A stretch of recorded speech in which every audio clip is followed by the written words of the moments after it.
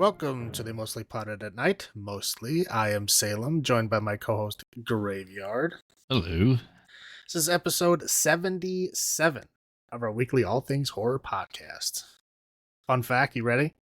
Yeah. 77 was my football number back in the days when I played football. Nice. So is it lucky or unlucky? Yeah, I guess it's lucky because it's double sevens, see? Oh, there you go. I mean, I can't say we were lucky for this episode. No. Okay, so we opened all our presents and drank all the booze. It's time to return the gifts that we did not like. And boy, do we wish we could get these hours back from this week. Yeah, it's time to finish the Silent Night, Deadly Night series franchise and take out the trash. Yeah. Garbage day. I wish. I'm hearkening back to the old days of Garbage Day when it was just half the movie was bad. Yeah. Now it's, yeah, I guess. So we're doing Silent Night, Deadly Night Part 4, Part 5, and the remake, which dropped the Deadly Night, and it's just Silent Night, which is hard to find because there's like 14 movies named Silent Night. Considering we just got one like 2 weeks ago. Yes. Right. With Joel Kinnaman, right. But there's like so many other ones. I'm like, which one is it? I had to like look it up. I mean, I found it, but it was like a challenge to find. I was like, okay, is Malcolm McDowell in this one? No. Is Malcolm McDowell in this one? No. I found it eventually. But yes, technically it is part of the franchise. You wouldn't know it by watching it, but technically it is. Yes. I'm gonna go for a little bit of a spoiler here. Yeah, the first two here are Hellraiser syndrome, where they're just two random scripts that they just slap the name on and like a little Christmassy scene. Good enough, ship it out. Somehow it's Christmas themed. I don't understand. Yeah, number 4 is Initiation. Number 5 is The Toy Maker. Right. Yeah, this is wow. So, okay. Do you want to say anything before I start rolling into these things? No, let's get into this garbage. All right. Yeah, I am going to go pretty light on this plot because I don't want to remember it because it is garbage. But anyway, so we go Silent Night, Deadly Night, Part 4. They started kicking them out quick. I think this one came out like a year after the last one did. Yeah, last number one came 5 out was 80, 90. Yeah, that's 89. This one's 90. Yeah. Anyway, so Part 4, like I said, has nothing to do with Christmas at all. To the point of fact of that is the main character is Jewish. So like she doesn't even celebrate Christmas. So I'm not quite sure why they slapped this on here. There's only like 2 little scenes of Christmas. One of them, they don't even mention that it is Christmas. They're just there at a Christmas themed room. Yes. And the second one is like, oh, it's kind of Christmas because somebody gets a present, but that's literally it. That's the only Christmas in this whole rest of this movie. Like, there's not even decorations in anybody else's house. It's just this one house that 2 scenes occur in. Hence Hellraiser syndrome. Yes. Hellraiser syndrome to where, yes. It's completely separate script. They just, hey, we got this script laying around. Let's just slap Silent Night, Deadly Night's name on it and go with that. Okay, so, as I said, it has nothing to do with Christmas, but this movie, it is basically a woman named Kim who is trying to break into the investigative journalism kind of game, right? Mm-hmm. She works at a newspaper, but she's like, I don't know, like the secretary or something, or she does like the classifieds and the calendar, but she wants to do more, but it's a boys club, right? And they won't let her. She's been there a month. Yeah, I know. Yeah, she's like, and she's been there a month, and she's already openly dating one of the other guys that work at the company. Like, it's kind of understanding that they don't want to let you in, but they are obviously jerks, and it is obviously like a boys club kind of jerk situation.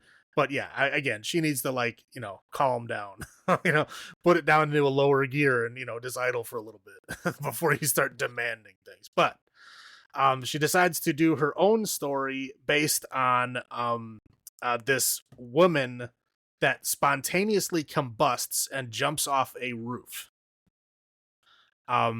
So she starts investigating, and she basically falls in with this group of lesbian witches.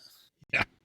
I don't really know how to describe it, but they kind of like drug her and put her in these trances where they're like performing rituals on her, and the rituals are like involving bugs and bug larvae, and then when she like is like puking up bugs, there's like bugs all over her house.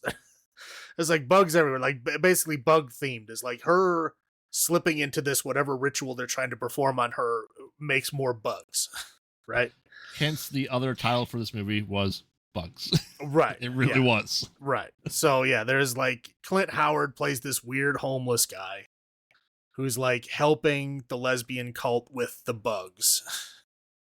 I guess that the kind of side plot is her dating the one guy that works at the newspaper and then like meeting his family. And she goes to meet them, the family, and it's like, it's before Christmas, but the house is decorated for Christmas. Again, they don't mention that it's Christmas this first time that she's visiting. It's just the dad is wearing, the racist dad is wearing a Santa hat.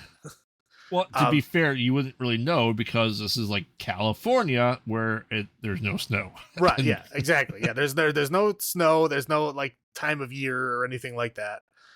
It's just the one house has like, Christmas decorations inside of it and no other house does. It's just this one house. Yep. But anyway, we basically, meet his parents and find out that he has a younger brother at this house visit. They kind of get in a fight because, she's like distraught over, how she's not making the progress she wants to make. And then he's like, yeah, that's fine. That's nice. You want a bone? So she gets upset about that. So they kind of like sort of split up, kind of. In fairness, he was openly groping her and trying to seduce her in front of his parents' house. Yeah, in front of his parents' house with them staring out the window. It's bizarre. So, so basically, that's why she falls deeper into this lesbian cult, because she's like trying to avoid her boyfriend person. Yeah. So basically, we get to the point where they go into this like full on ritual, which now involves weird sexual contact. So because they need a man, they bring in dirty homeless Clint Howard, put a weird penis mask on him, eyes wide open. Yeah. And they like literally like they bone in a butcher's cooler. Yeah. With like pieces of meat hanging over. It's bizarre. And then after that, she like the main kind of lady is basically, you find out the story is the girl that caught on fire and jumped off the roof was her daughter. Yes. And because she couldn't handle the power, because that's what Lilith's power does to you, is it sets you on fire or something. And if you can't control it, then you die.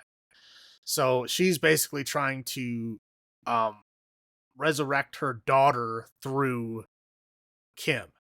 So she's using Kim as like a vessel to bring her daughter back, which like they succeeded with the ritual, but it didn't work. That part I was very confused about, because she like called her by her daughter's name and she's like, no.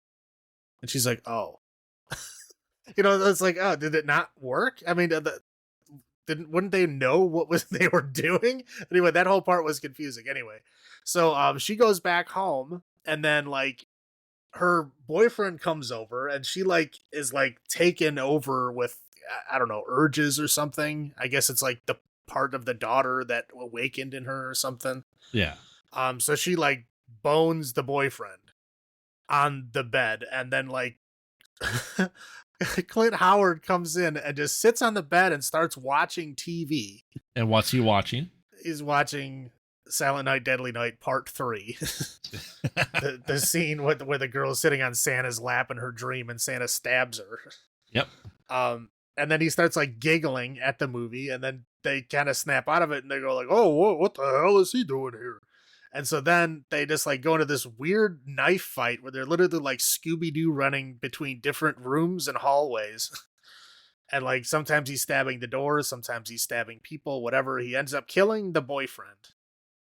Her friend from work, her other female friend from work, that she calls to try to ask for help, comes over and goes, oh my God, what happened? And then we find out that she was also part of the lesbian cult. Yes. So she basically, yells at Clint Howard for killing the boyfriend because he was supposed to be part of the ritual. So now that that part of the ritual is incomplete, she has to go kidnap his little brother to complete the ritual because the boyfriend is already dead. Because I guess they need a man to complete it, but it can't be Clint Howard for some reason. They have to sacrifice a man. Right. They have to sacrifice a man, but they don't want to sacrifice, it's Clint Howard because he's like their homeless Rick. Right? He's like their little Renfield, I guess. I don't know. So she goes back to the house and lures the little boy outside, like, "Hey, you want to come get a present in my windowless van?" He's like, "Yeah, okay." And then they take the kid away, and that's it. That's the second Christmas scene. Like, that's it. That's the only two Christmas themed parts of this whole movie are at that house. And I'm pretty sure the actors did not move from their spots from the beginning. Yeah, you can tell it was shot at the same time. So then they go back to the place. They do the ritual on the roof. This is the same roof that the girl jumped off of. And they're trying to complete the ritual, basically consuming the boy instead of her boyfriend. And then that's supposed to like fully bring back the lesbian witch's daughter. Yes. And then part of that ritual, they turn the knife on the lady instead of the boy. And, basically she sets on fire, jumps off, and then Kim and the boy escape. Well, poor Clint Howard is eaten by a larva. Yes. Giant larva. Giant larva, yes. And yeah, that's it. So all like the witch ladies are all like on fire or whatever. Yep. Because they're all like linked, I guess, or something. Yeah. So they all burn away. Clint Howard gets eaten, and then Kim and the son get away. And we assume, well, she would bring the son back to his family. But as we see in the next movie, she did not. So it's very interesting. But that's the end of this movie. That is it. And again, there's some more detail, I guess, if you really want to watch it, sure. But like, this movie is just horrendous. We don't suggest. Yeah, this is just a bizarre film that, again, it felt like they were trying to be like, do like a David Lynch thing. Like, like lesbian witches is what I think the original script probably was. And then they tried to rewrite it as a Silent Night, Deadly Night by putting in like literally a Christmas scene. I don't understand it. Yeah. But yeah, that's it. So yeah, this is obviously the first time I've watched this movie, and yeah, this is just garbage. This is just Hellraiser syndrome garbage. That's all I have to say. And this is not my first time watching this movie. So for me, it's still as bad as always. This is probably the second time. I think in the year 2000, I rented all these movies and watched them. I tried purging this one from my memory. Clearly, I didn't do it well enough. I'm hoping the alcohol this time helped. Yeah, this number 4 and number 5, will say this too, is just like, it is arguably some of the worst Christmas horror movies of all time. It is so bad that Riff Tracks makes fun of it, MST3K makes fun of it. All those people that like do this for a living that make fun of bad movies, they use these movies because they're that bad. And I hope I never have to watch this movie again. That's my rewatch. So yeah. I don't understand, because it's like, okay, the first one is, what it is. Second one, again, half of the movie is retelling the first one. Second half is so ridiculous that it's funny. Mm-hmm. But again, still not a good movie. No. The third one, like, I felt like misunderstood the assignment. And just, I don't know what the hell they were doing, but they ended up with a movie that is technically tried to be part of the same canon, even though it's really not. Right. But then this one is just like, yep, we don't care. Right. We're just going to recycle whatever script we want, slap a name that somebody might have name recognition with, and then just roll with it. Yes, and then proceed to show the worst one of the first 3 in itself. It's probably the only one they can afford. Probably. Even though it's the same franchise, they probably still had to pay money. Yeah. Do you want to do highlights first? Do you want me to? I'll go first if you want. Okay. Go for it. Okay. So high point. There's obviously not a lot, but I try to find some things, in movies that, to say at least something nice about. One, there was Jewish representation in this movie, which there's not a whole lot of in horror movies. I mean, there's Jewish folks for sure, but not any like openly like, hey, I'm Jewish, like say it in the movie, right? Yeah. So that was interesting, right? Yep. Especially in a Christmas movie. Yeah. And then she doesn't even get like a Hanukkah. No, there's no decorations for her. Anyway, bizarre. Two is lady cult. We don't see too many lady cults out there, right? It's usually like, guys and or women that are under control of some guy, right? And usually the lady cults are like the good kind, except if it's like The Craft. But even then there was really only one bad one there. But yeah, that's nice to see, that's a good old fashioned lady coven, right? Yes. And three is the effects were surprisingly decent for this movie. Yeah. I don't like a lot of the effects because they're bug related effects, but they were good. You could tell they were done cheaply, but they were done effectively. Like they used imagination to like get past their budget constraints to like make it look interesting and fun. Yeah. I think this was Screaming Mad George did this movie and 5. He sure did. But anyway, yeah, he did a good job. The effects in this movie, I thought, as well. Yeah. Anyway, that's all I got. What do you got? Clint Howard was born to play Ricky. because and a lot of people discuss the ugly sibling, if you will, of famous people, right? But Clint Howard leans into, he looks a little bit odd, but he leans into, he is a fantastic character actor. You could see him like, all right, I can see him being Ricky in real life. That role merges with him perfectly. And I think he was easily stand out about the best actor of this movie, which is insane a lot, but still, I think he plays the weird and kooky characters really well. It seems like he just kind of has fun with it, I think. I almost feel like the tape was his idea in the movie. I also agree that the effects were pretty good.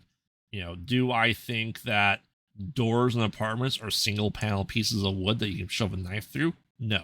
Like doors are not single panel. Steak knife. It was like a steak knife. Right. And you got the toxic masculinity of the reporting newspaper, right? That is a very common thing, and people trying to buy into it, and while we did see the aftermath of the vomit, we didn't actually see it because this is the time frame where you didn't actually have to show people throwing up in movies to convey they're throwing up. You know what I mean? Yeah. Yeah. There's always like they have a little bit of green oatmeal in their mouth and they just like go, bleh. Yeah. And then they cut, and then there's a big puddle of puke on the ground. It's right. But nowadays we have to show the full force of vomit for some reason. And it's completely unnecessary. But this movie was, probably didn't have the budget for stuff that they could really do with it. I appreciate them not having to show the giant pile of vomit and the bugs coming out of the vomit. Yummy. So, you want me to roll into my low points? Go for it. For it being a kind of occult-ish bookstore, pretty good business there they had going on, surprisingly. And of course, all the women being part of it, which was interesting because you wouldn't think they'd be able to make, occult bookstores are kind of rarities. You know what I mean? So I don't think this would be that high of a outstanding place. So it seemed kind of outlandish a bit to me. Well, if they were in the suburbs or something, sure. If you're in the city, no.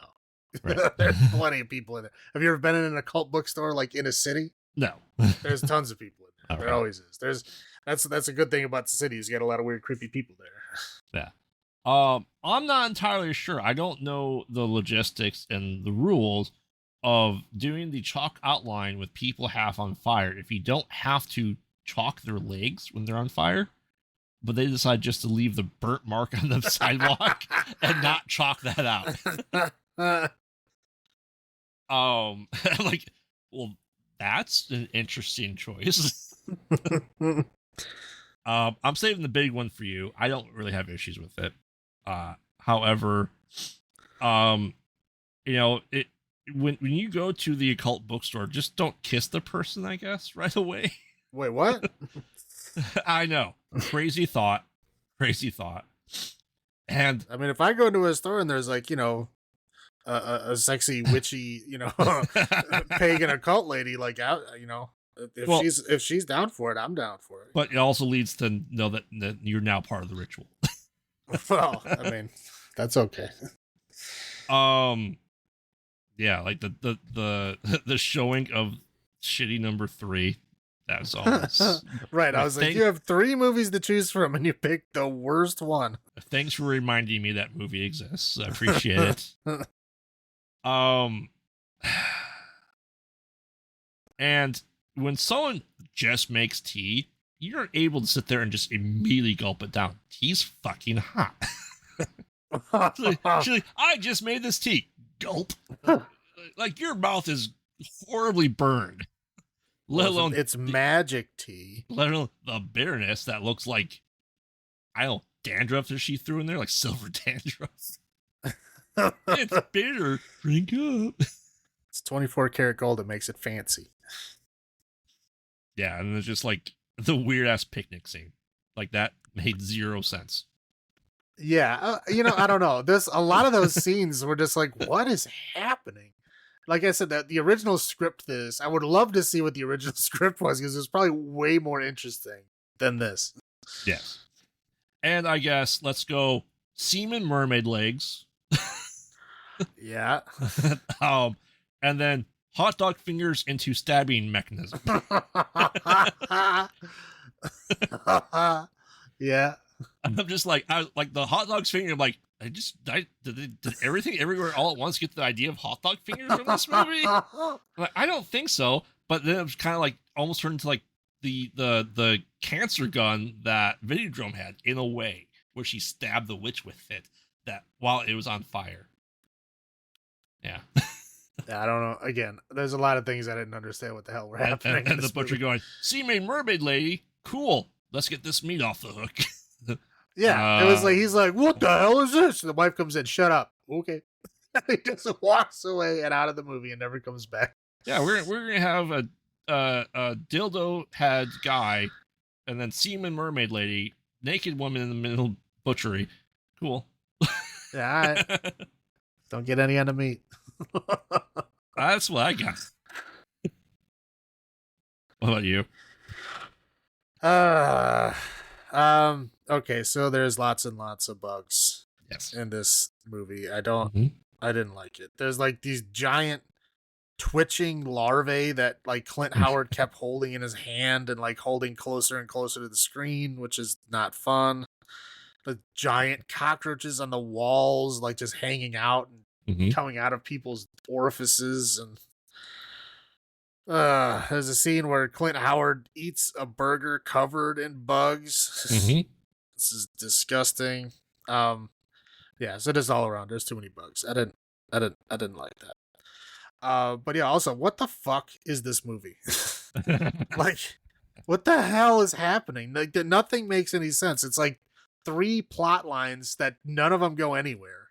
They just, oh yeah, let's just kill everybody in this weird ritual so they're all connected. Yeah, no connection to Christmas. No idea why this is supposed to be a sequel to the franchise, because there's no connection. Right. At all. Like, at least Hellraiser Syndrome had like Pinhead would pop in at the end. Right. Right. And give you a Pinhead monologue. And that was the thing that linked them together. The rest of the movie was not a Hellraiser movie. No. But they would put a Pinhead monologue at the end to make it a Hellraiser movie. This didn't even have that. It had Correct. nothing. There's nothing here. No person in a Santa suit.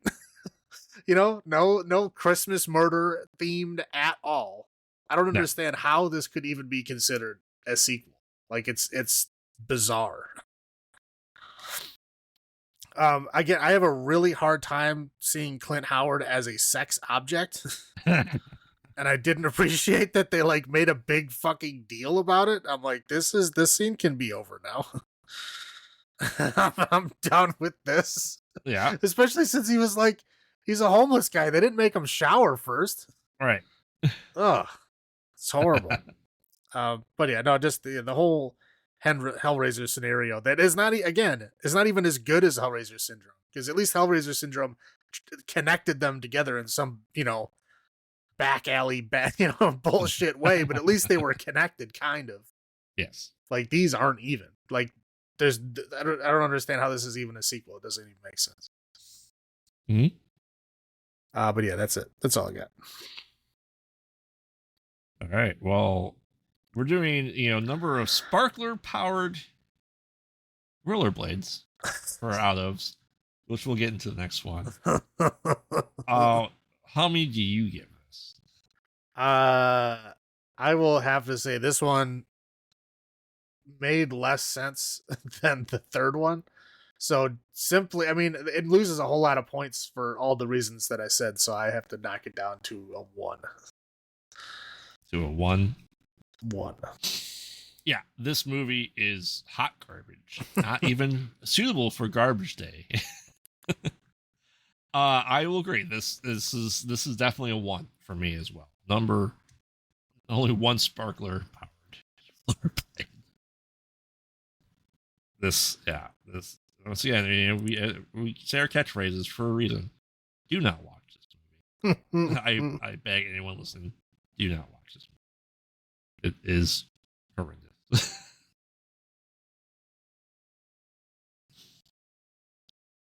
All right. Want me to go into the next one then? The next movie? Yeah, that's all you, buddy. Silent Night, Deadly Night Part 5.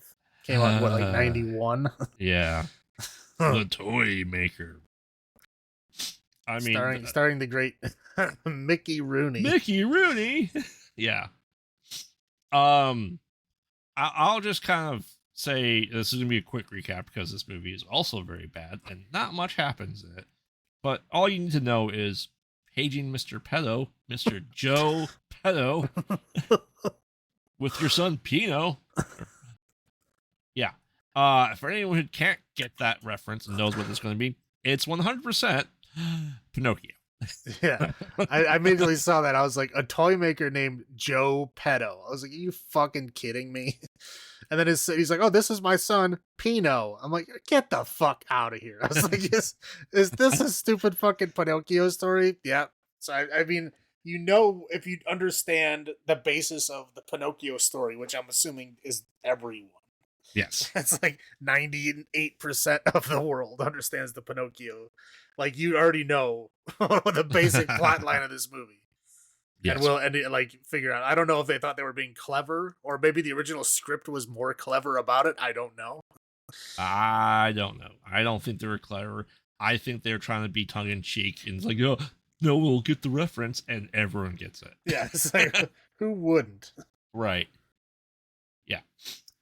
So the quick and dirty of this movie is, because I also want to forget this movie as well, is we are introduced to, we get a house, so we have a Christmas scene, and the present arrives, and the little boy opens the door after watching his parents bang. Opens it, gets packaged, do not open until Christmas, and he doesn't. But the gold chain wearing carpet that is, I'm assuming, stepfather, or assuming father at this point in time, opens the present, and while the little boy watches, and lo and behold, it is a Santa orb / Jack in the Box, then proceeds to strangle the father, and he bangs his head in the fireplace and then falls eye first into the fire poker.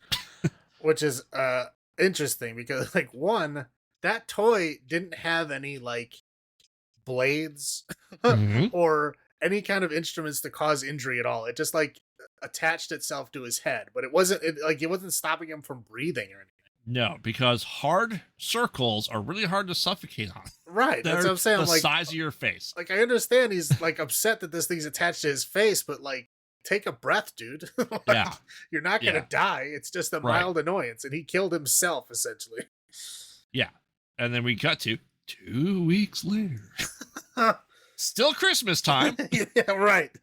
Still I'm like, celebrating, even wow. though even though your okay. dad's been murdered. We're still going more forward with this Christmas thing. Right. And we get the thing that the boy doesn't talk, which I'm saying right now is a very strong suit of this movie. Yeah, because when he does, holy Christ. Yeah. And we, she's like, oh, he's upset. I have to go to the office. We don't know the mom word, but she has to go to the office. Where's she at? The office. Where's she working? The office. Okay, you can't say what she does, but okay, she has to be in the office all the time. And then when they actually show her office, did you catch what the sign was? Maybe, I don't remember. It was the production company that made the movie. Oh, yeah. So they couldn't even make up a fake company that said, put our logo on it. Yeah, Silent Productions. Right. Yeah. So anyway, we get to meet good old Mickey Rooney and his pedophile ways in the toy store, which, as we stated before, we got name brand toys in the first Silent Night Deadly Night. In this one, we don't. I was trying to spot name brand things. Couldn't spot one. Maybe you did.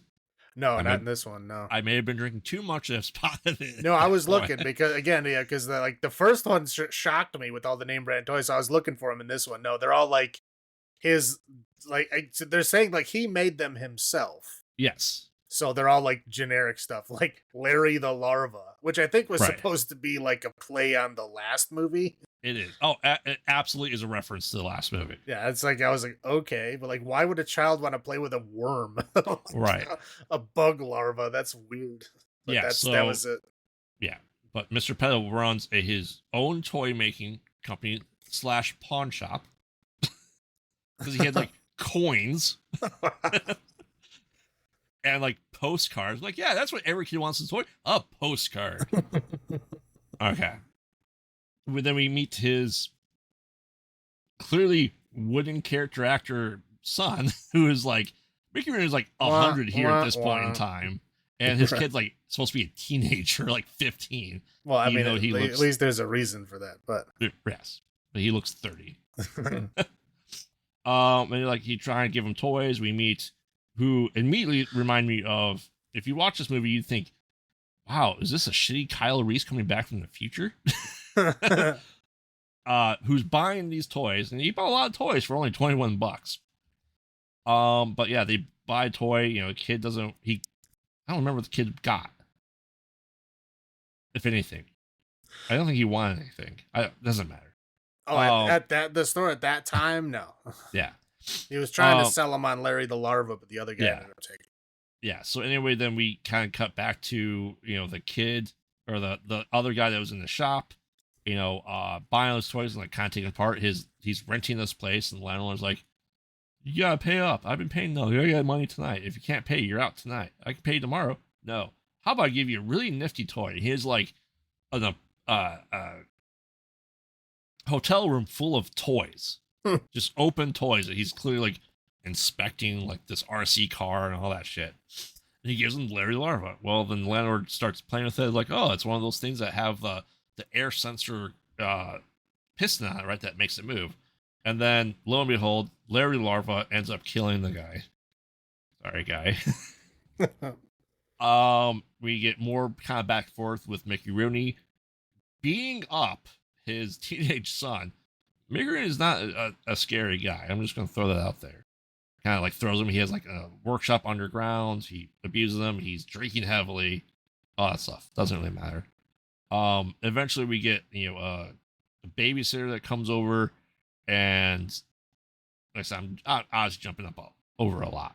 Babysitter comes with her boyfriend, and then all of a sudden, like, there's a bunch of toys watching, like, and then they start boning, and the guy's toy hand starts grabbing the guy's ass, like, oh yeah, you never touched me there before. It's like, what? Yeah, do it again. And then all of a sudden, the toys are able to shoot real life cannons that make you gush blood. The crawling army shoot like giant bullets compared to them.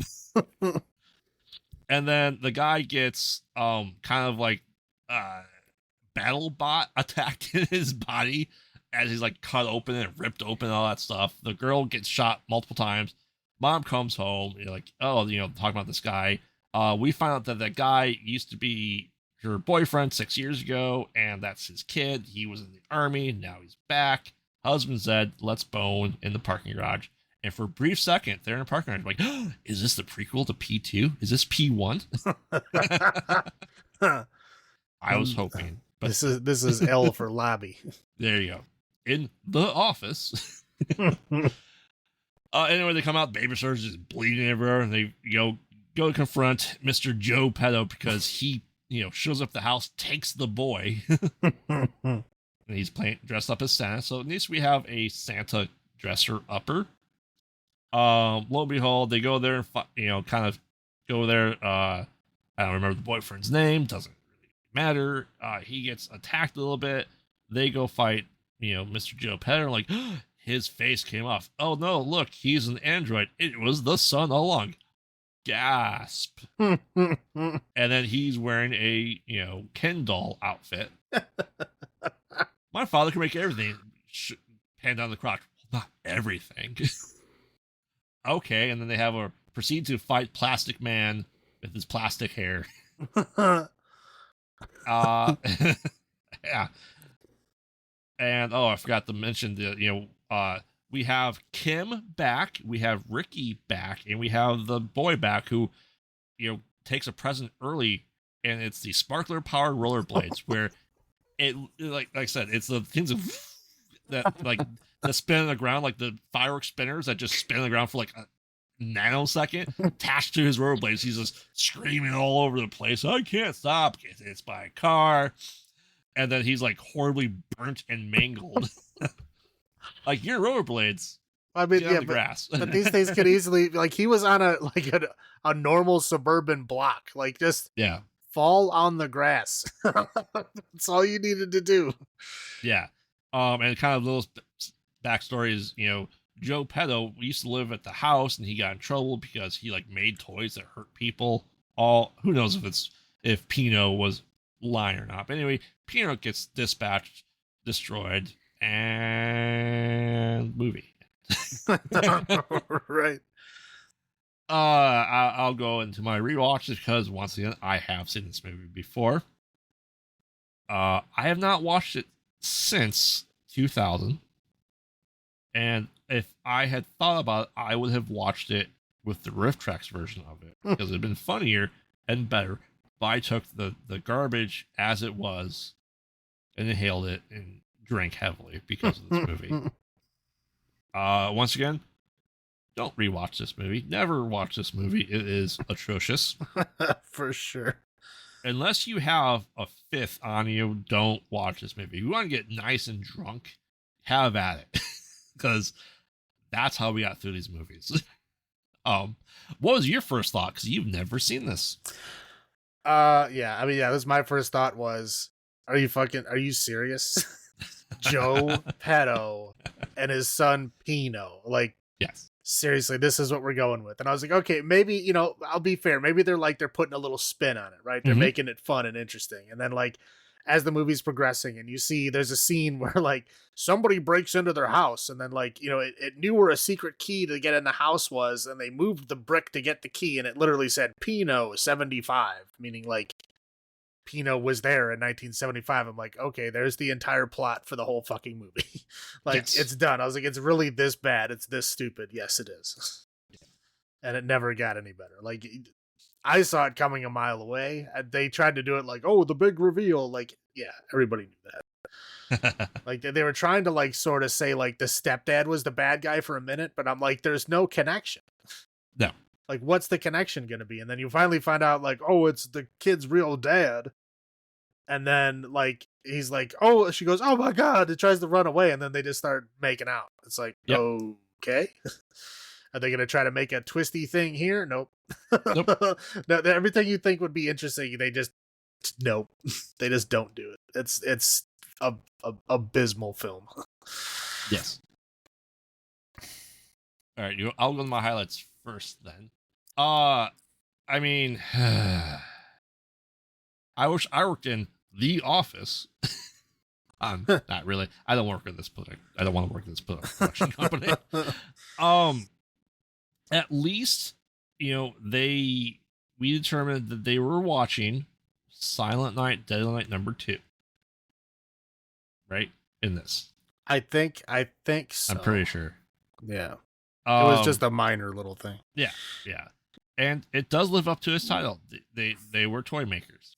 Yeah, there was multiple toy makers. There is.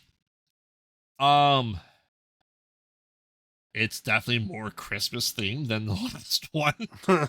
So that's got it going for them. And it does tie into number 4 with people coming back as the characters from number 4. Right, which is bizarre because they don't get involved in any of the action scenes or the climax or any of the real story of the movie. They just come over to console the characters in between stuff. Right. But yeah, it's Kim, the same woman from the other one, same hairstyle, same everything. The boy that she's saved, which I would think she'd give back to his parents, but apparently not. No. And then Rick. Yeah, but he somehow was alive. devoured by bugs in the first one and then just came back so they could have Clint Howard in this one too. Waste of Clint Howard. Yeah, I don't understand. I don't understand what happened, but yeah. Those are my highlights. How about you? Yeah, this one got harder. I'll say the thing that I was is brought back some flashbacks was the kid was watching a Rambo cartoon. Which I didn't like the Rambo cartoon because I thought the G.I. Joe cartoon was far superior, right? Mm-hmm. But I remember I totally forgot there was a Rambo cartoon until I saw that. I was like, oh wow, yeah, I remember that. It was subpar G.I. Joe cartoon. Yes. That I wasn't a big fan of, but hey, some nostalgia vibes. It was all right. Some of those killer toy designs were interesting. Mm-hmm. I mean, a lot of them are just stupid and don't make sense from the physics perspective, but they were interesting. The weird H.R. Geiger BattleBots mobile with the saws on it was interesting looking. I'm not saying it's practical or would have hurt or worked at all, but it looked fun. And at least, you know what? At least this one had a Christmas theme that made more sense. I still think this movie is a Hellraiser syndrome movie. I think it was supposed to be Pinocchio's Revenge, an actual Pinocchio's Revenge, except for the other one that actually is named Pinocchio's Revenge. But this one was supposed to be akin to that, right? Yes. But the Christmas thing, with the toy maker, I guess it kind of sort of makes sense. So this one, even though I think it is a Hellraiser syndrome, at least it makes more sense than a fucking coupling it with a lesbian cult. Which I still don't get how that's a Christmas movie, but okay. So yeah, at least it makes more sense than the other one does. That's all I got. Oh, I gotta say one more highlight before you move on to your low points. Go ahead. The kid barely talked, and that's fantastic. The kid barely talked, but let's roll right into my low points here. When he did talk, he sucked. And his even his looks and reaction shots and stuff, holy crap. I mean, yeah, I know the kid's young. I get that. But you could tell he just picked this kid up off the street. He had no acting ability whatsoever. I'm not shocked if he never made another film. But yeah, it was atrocious. It was bad. But yeah, again, like you said before, what the hell? Why would you bring back characters from the other movie and have them not even involved in anything exciting at all? They just come over and visit a couple times, and that's it. And they have this bizarre dynamic, and they don't explain it at all. They don't say how they're there or why they're there. Nothing. Nope. You get nothing. They're here because we want them to be, and that's it. Yep. It's okay. And then, I mean, the whole, Pinocchio thing was just so obvious and stupid. I just was upset. Like again, you could put a twist on that to like, people expect a certain thing, and if you put a twist on that, okay, that's interesting, right? Nope, no twist. Right. No, nothing. It's all the same. Exactly what you think is going to happen does happen. And yeah, and again, that first toy, there was nothing dangerous about that toy. Like all you had to do was like just breathe and like just gently pull the little strings that are holding it to your face away, and you would have been fine. But no, he had to like run around like a moron and stab his own head with a fire poker. Yeah, it was a good time. What do you The Office. got? I said waste of Clint Howard. And this movie reminded me again that I watched number 4. Thank you for that movie. Mickey Rooney playing a villain does not work. Well, to be fair, he wasn't really the villain. But he is abusive to Pino, right? Well, and rightfully so. Because Pino, that probably wasn't the first time he did horrible shit. Yeah. Especially considering he's been a kid that age for what, at least like 2 decades. Yeah. Right. So, yeah. So he's probably done a bunch of horrible shit. That's probably why he's an alcoholic, and that's probably why he beats him all the time, is because he keeps doing evil shit. Right. And he can't bring himself to shut him off. I mean, the sparkler powered rollerblades were just like unintentionally stupid and funny, and you're going, what the hell am I watching because of this? The hand groping toy, that was an interesting choice. Yeah, well, especially considering I didn't have any other purpose other than Correct. to grope people for no reason. Yeah. If you're babysitting, you probably would do it, not on the boy's bed. Yeah, at least it wasn't a race car bed, but it was like one step close up. enough. Yeah, it was like one step up. Yeah, the acting, the whole Pino ending was just so fucking stupid. It really was. And like we said it before, we'll say it again. The knowing the entire subplot by a name is absurd. Like I don't understand if they're really trying to be cheeky, if they really thought that we'd like gasp at the end, like, oh my god, this makes sense now. It's not like it's building to that payoff that we already knew. Right. Yeah, like we already knew that was happening. Right. And the music, I'm sure this person makes great music, but this music is the generic straight to video DVD Goosebumps bullshit that we have. Like that, like the sharp jump that was always there. Or like really cheesy sci-fi thrillers, like the generic like chase scenes that are like supposed to be like actiony but not. Like this is like C&D grade level music that it's so generic you could put this into any VOD movie in the 80s and 90s and any kids horror show. It would be right at home. For sure, yeah. I'm like, I feel like I've heard this 100 times.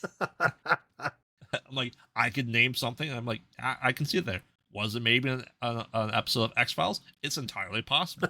Was it the theme song in every Goosebumps twist? I think so. Was it Eerie, Indiana? Probably.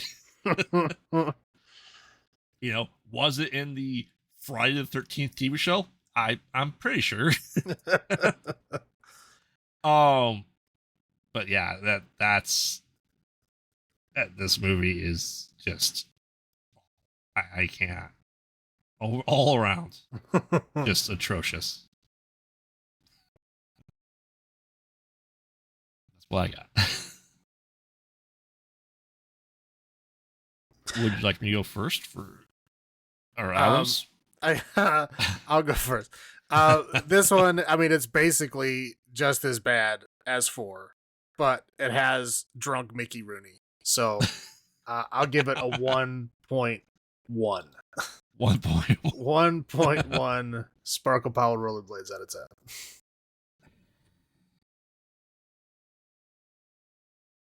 Yeah, I mean, it is more Christmas based than the last one.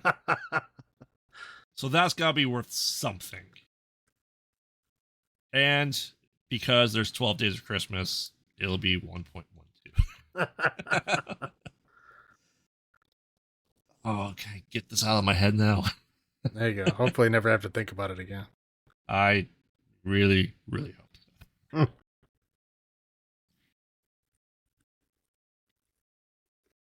All right. Why don't you we're gonna tag team this last one here? Sure. So okay, so they basically, the third one here reboots it. This one is in 2012, right? Yeah. They don't know why it took 21 years for this next one. Right. Yeah, they call it a remake, but it's really a reboot. Yes. Because it bears almost no resemblance to the original Silent Night, Deadly Night, other than like the general theme of it, I guess. No character names being the same. No, okay. Nothing is the same at all. So this one is just called Silent Night. Again, that's very generic. There's like 1,000 movies called just Silent Night. I don't know why they would drop that, but whatever. So basically this movie starts off with we have Malcolm McDowell, the sheriff. We have deputy young lady Bradamore. I don't know how you say her name. Bradamore. Let's call it Bradamore. Yeah, Bradamore. So she like basically gets called in on her last day because she doesn't like Christmas. We never get an explanation as to why or anything. No.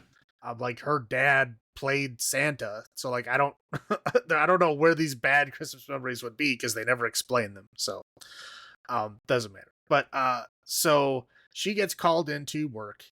And so, to have to come into work on Christmas Eve. So she gets immediately called out to a bad smell at an abandoned house. Goes into this abandoned house and we see that, well, I guess we had a cut earlier. So we know what happened there is that Santa, a guy dressed as Santa in a mask this time. Because in the first one, he was wearing the Santa suit, but he didn't even he put the beard on his neck, so you can see his whole face. But this time he's wearing one of those clear masks. Yes. Yeah. Anyway, but the mouth cut out so he could have his Santa beard on it. Anyway, he killed a woman and a man. The woman killed off screen with an axe. The man was killed with Christmas lights and like a kind of mock electrocution, I guess. Yeah. So anyway, so she sees the guy first in the basement that got electrocuted. So she calls it in, but after throwing up on the ground because it's this is small town Wisconsin. Yep. So she's not used to dead bodies and stuff. So as she's searching the rest of the house, she finds the woman who has been obliterated. She finds dismembered, no end. Yeah, she the torso is sitting on the dresser, just body parts all over the place. Hand attached to a cell phone, right? In a drawer. In a drawer, yeah. You open up the drawer, the phone is still ringing. Anyway, so Malcolm McDowell, the sheriff, shows up because now there's a murder, so he actually has to come into work on Christmas Eve. Yep. And he basically says "Oh, finally, I get a real case. Don't call the FBI. Don't call the state troopers. Doesn't matter that 2 murdered people. We don't care. I'm going to solve this myself." Yes. So they basically he's wrap it up, and they basically try to go out finding this killer guy. So they're basically one of the people killed. The guy was a cop. Right. Oh, that's right. The guy that called in sick. The reason why she got called in was because this guy didn't show up, and so that was the guy. Because he did. Yeah. So basically, they found out that this guy had been sleeping with this lady who was married. Yep. And so they knew that they were together, but they don't know of anybody that would want them dead aside from the guy, the husband. But he checked out. He was in a bar all night or something. Right. Yeah. So he checked out. So that was a dead end there. But they did know that it was a big guy with big shoes.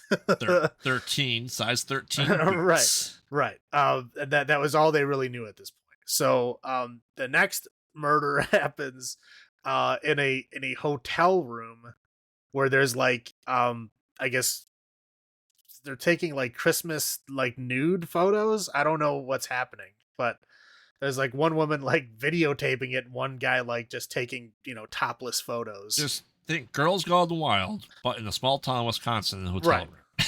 Right. Yeah, it was like, risque topless photos, but I Yeah. mean it was whatever.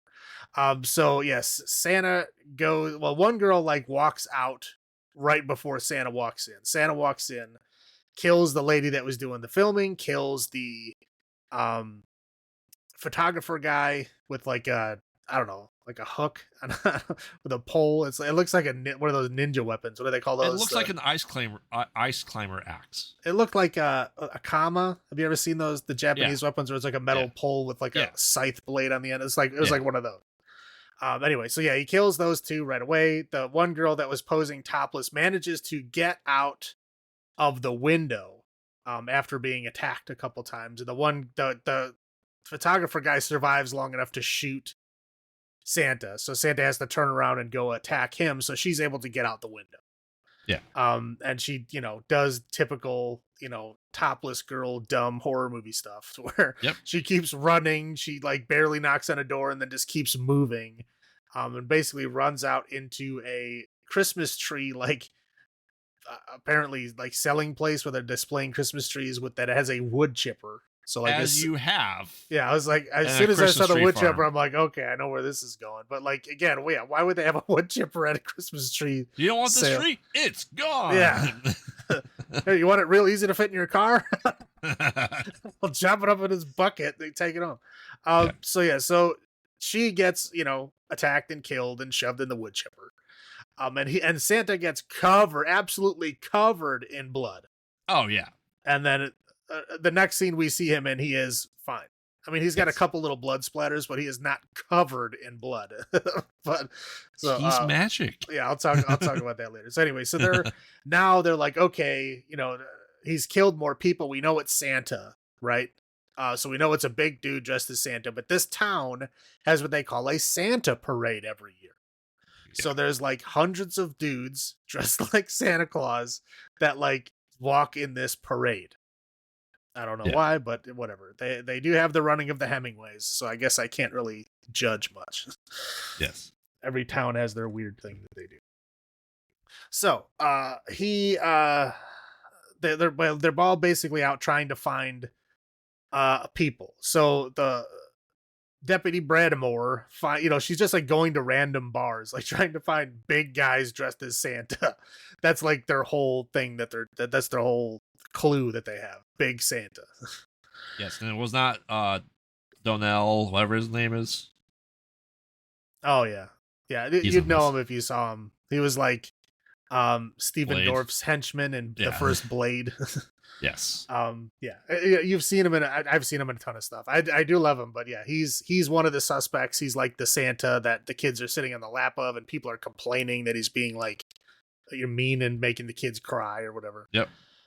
So yeah, he's like one of the kind of suspects. There's a guy that they find at this bar that the detective is like, oh, you're a big guy and you're dressed as Santa.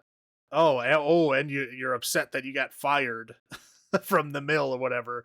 You're the guy. So like, of course, there's this bizarre chase that happens to where she keeps getting attacked by this guy, even though like he's not the guy. Yeah.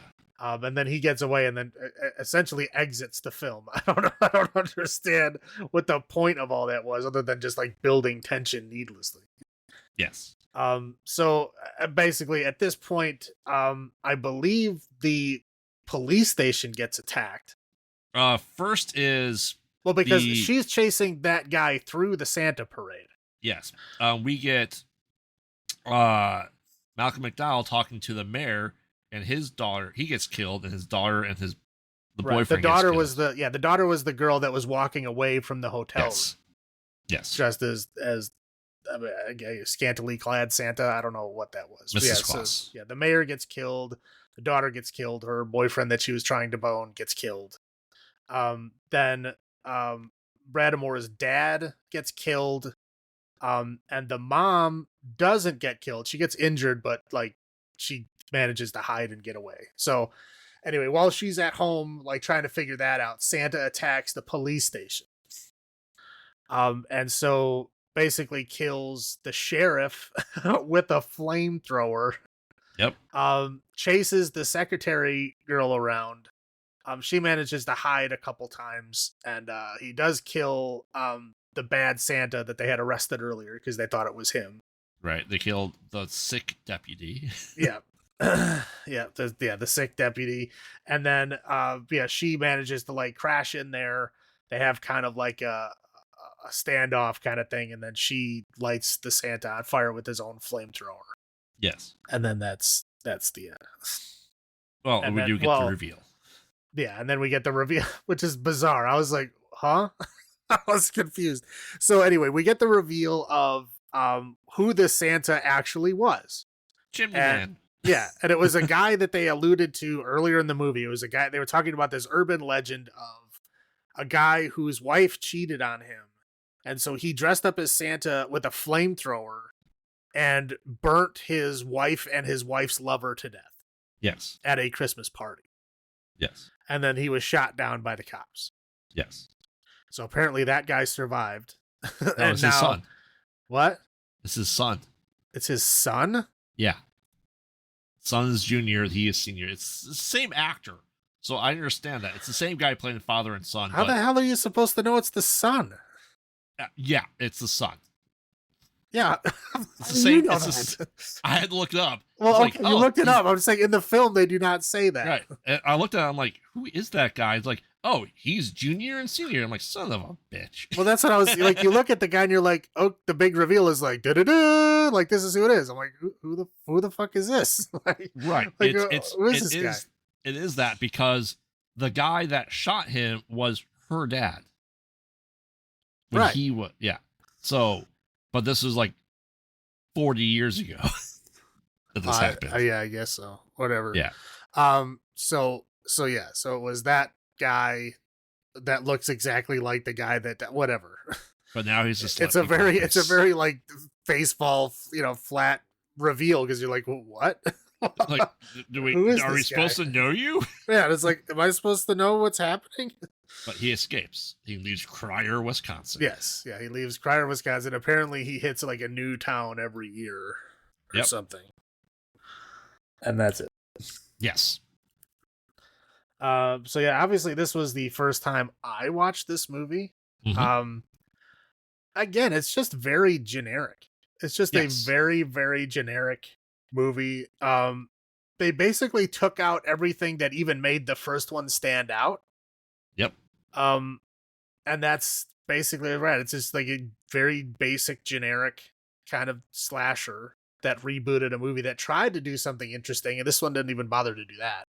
It takes the name, well, half of the name, but takes nothing else other than it's Christmas themed and a Santa kills people. That's it. That's literally the only connections. Yes. Yeah, it's just like, what's the point? I didn't understand it. I know why they never made another one after this, because it's like, where do you go from here? I mean, they could have followed the guy, I guess, but yeah. Well, they don't know. They don't know he's still alive. Right. Yeah. So for me, this is not the first time. This is the second time. And I'm like, I was watching this, like, had I seen this before? I'm trying to remember. Did I see this like 12 years ago, 11 years ago? I'm like, did I? And I watched it, and like the wood chipper scene, I'm like, yeah, I've definitely seen this. This is quite a forgettable slasher. Hands down. Right. Very forgettable. Everything kind of choreographed. And the plot twist you would never see coming, because how could you? Exactly. How could you know it? Like, oh, it's the chimney guy. Okay. Yay. Are we are we shocked? Are we just indifferent? I was very indifferent by then. Right. I'm just like, all right. Yes, cool. It's like a big reveal, and it's like, what? Who is this? Like, I was like, I had drank a lot by that point, but I'm like, I don't think I drank that much. I think I would have remembered this guy. Yeah. But no. We do not care about this. Oh, yeah, I was already done. After 4 and 5, I'm like, I don't think I have to pay that much attention. I'm just gonna drink. Yeah. But hey, I paid enough attention to give a recap, so how about that? Yeah. You want to do your highlights first? Sure. Let's see. High points. Again, an actual Santa killer. So Yes. it's automatically better than the last 3 movies in this Yep. franchise. that actually understood the assignment. Yes. It does have like a more modern storytelling style than the first one does, which is it can be good. I mean, I guess in this one it's okay. I mean, the first one dragged at points because it was like overtelling the story, and this one like undertells the story, which is hands down undertells the story. I mean, the kills were fun. I mean, most of the other kills in this franchise have been fairly boring. Yeah. So like the kills in this one were actually kind of fun. So I guess that's a high point. I mean, that's really all I got. What do you have? Okay, so as we said, this is not a remake because none of the characters are the same. This is a reboot or a reimagining. Right. And I think it took the idea of what it wanted the first one to be and ran with that story. Right? It took out, as we said, essentially 45 minutes of lore from the first movie. And they go, nope, we'll make it 2 minutes and you'll get everything you need to know about this guy. I don't agree with that. But if having watched all of these, they do call back kills. The mayor's daughter, she gets stabbed over her antlers the same way that happened in number 1. Right. And then the sick deputy goes outside as I hate garbage day. Yeah. So it's a callback to number 2. So I mean, yeah, they again, like they understood the assignment, they just did it wrong. And and the little girl left out milk and cookies for Santa, so she didn't get the axe that he'd used, but he got at least a candy cane. It wasn't a bloody switchblade. Oh, yeah, it wasn't a bloody box cutter like you gave it. Right. Yeah. Yeah, it was a bloody candy cane. So there was enough callbacks to you realize, okay, they watched at least the first 1.5 movies. Really 2, but they already watched it half of number 2. So they understood the assignment, and they kind of they go, you know what? Remember those last 3 movies? Yeah, we don't either. So don't worry about it. We're not gonna make you watch these. Those are straight to video. They don't count anyway. Like I said, it's a slasher, and is it as good as Thanksgiving? No, not even close. But it kind of took the idea of that Scream mystery mixed with, the first Silent Night, Deadly Night mixed with Jason Voorhees. So, like I said, understood of what a Christmas slasher with the silent person could be. Did he maybe run with a take with him going, punish? Maybe. They might have thought that was too stupid to go with it. So yeah, I agree. The kills were good. And it's definitely the effects were pretty good too. I didn't have complaints about the effects. I have one complaint. Oh. If you're done, I'll roll into mine. Okay. Yeah. My one complaint about the effects is the electrocution effects were horrible. Oh, that, yes. The rest of the effects were pretty good. I mean, they did their job. It was okay. There was a couple of CGI garbage ones, but it was interesting. But yeah, the electrocution effects were horrendous. They were very stupid looking. Yeah. I already talked about Santa's magic blood cleaner. Mm-hmm. That somehow cleaned all of the wood chipper blood off of his outfit in like less than 30 minutes. That he was literally sprayed with. Yeah, he was like covered with blood. He was like red. Yeah. But yeah, again, I think they really removed what set the first one apart. That's the part that bothered me. Was the first one oversold the background, right? I mean, like the first 45 minutes of the movie is explaining why Billy doesn't like Santa Claus, why Billy doesn't like Christmas, why Billy is traumatized, and how he got in the mind space that would make him be a Santa killer, right? Yes. This movie, nope. That whole 45 minutes is completely gone. Like, we Yes. don't get any backstory whatsoever. And also we had a little bit of that, seeing things from the antagonist's perspective, right? Mhm. We got that for a while until like the third act, to where he just ended up being a slasher, killing people, and we saw it from the protagonist side. Most of that movie we saw it from his side, right? Yes. And this movie we don't get that at all. Those are the two interesting things I thought were part of the first one that this one just completely omits. Yeah. Which I thought was like, why bother? Just do your own stupid Silent Night. Why does it have to be a part of the same franchise? The other thing that really, really bothered me is breaking off a doorknob does not prevent you from opening the door. Correct. The steel posts, you screw the two knobs together, Right. still Like- are there, and they will still turn. Right. Here's the thing. If you go boom and you punch a doorknob hard enough to where your whole doorknob side falls off, newsflash, the other side falls off too. And now there's a hole in the door Yep. that you can just put your fingers in and open and close it as normal. Like, Yes. it would not prevent people from getting in the room, but he does it more than once. Yes.